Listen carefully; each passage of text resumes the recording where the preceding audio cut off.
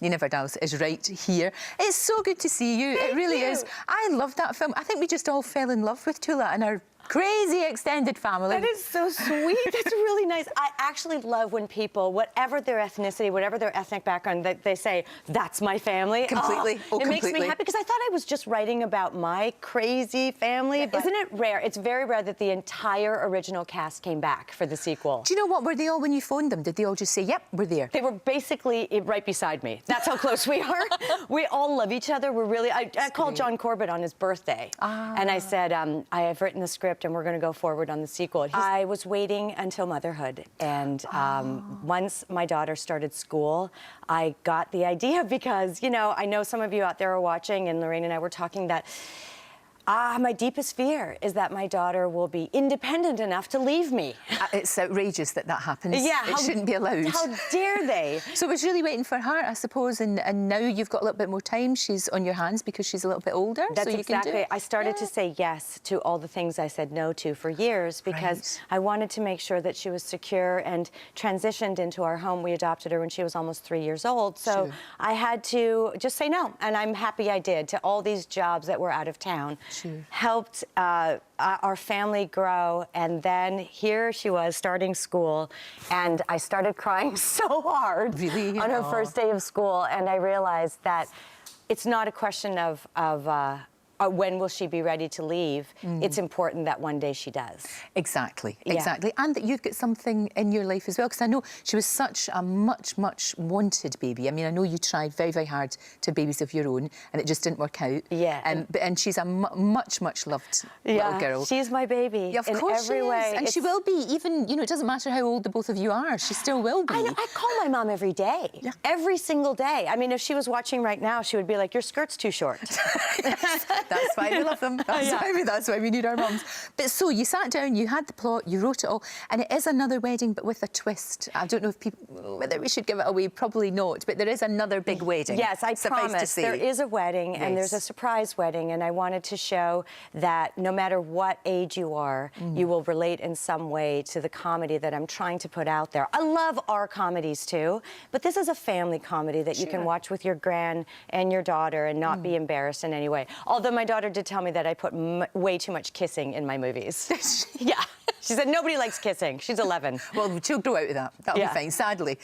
She'll grow out of that. You had, in the initial one, the first one, you had a tough time trying to get it made. You were very tenacious. You know, you really were. You didn't, because there was a lot of obstacles put in your way. Yes. But you were so determined to tell this story. I had worked on stage for years as an actor, and I didn't have obstacles in terms of my physicality. You can play anything on stage if you just have confidence.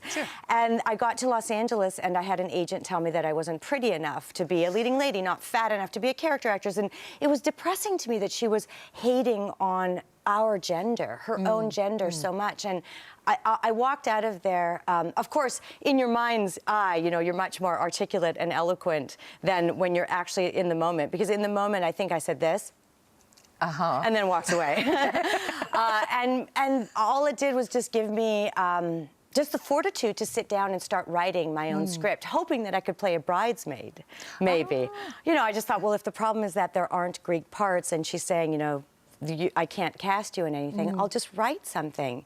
And now I mentor writers. Now I tell them, write your own story. It doesn't matter how many no's you get. You just need one yes. And that's what I got when I couldn't get this script read by any studios because I didn't have an agent.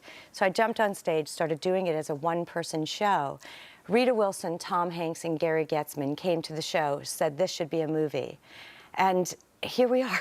And there it was, and there it was. And Tom Hanks knows a thing or two. He is one of the loveliest people that I've ever interviewed. Do you know that? I always say that. You know when people say to you, who's the nicest one? Always him. It's Tom, it's true. He's just brilliant, isn't he? A really good person. Yes, true. Just a good heart. Yes, wants the best. You can feel it too when he looks at you in his eyes. He wants the best for you. And I can't imagine anybody doing that role other than you. Thank you. Do you know what I mean? It just wouldn't work. You know, the day that we filmed the scene in the first movie where I'm crying in the office with the dad, that was the day that the contractual obligation part of the contract had gone by. it had been in there from the financiers that they could fire me within 3 days of filming. So I was so afraid that actually, I went through the wardrobe trailer looking at all the costumes to see if maybe they were going to fly in Sandra Bullock and she was a size 2. I was like, oh, am I really getting to play this role? And on the 3rd day of filming, we were about to do that scene, and I walked out and the car was there to pick me up, and I was like, I'm actually making this movie. And I cried and cried through every take of that scene. Gosh. Just because from sheer joy that I got to tell my story. Well, you did, and obviously the new one is, of course, out on DVD right now. It is really funny, and everybody can identify with it. That's the brilliant thing. Will there be a 3rd one? Well, why not? You know, it's so funny because in the DVD extras where we show all the mistakes that happen while we're filming, and the cast sits down, and I think it's called The Making of the Grequel, that piece, and we actually interview each other. Every single one of them said, "Are you writing a 3rd one?" I bet they are. I love that people want these kind of stories, so I'll be honest, I will never say never again. Nope. So if there's a 3rd one, I will not make you wait 14 years. Excellent. I'm glad to hear. Nia, thank you so much. It's been an absolute joy to talk to you. Thank you. You too. I love watching you run. I'm going to wait till you go. The next thing that comes out. What do you go? After the break, what happens? Lots of things happen. Have a listen to this.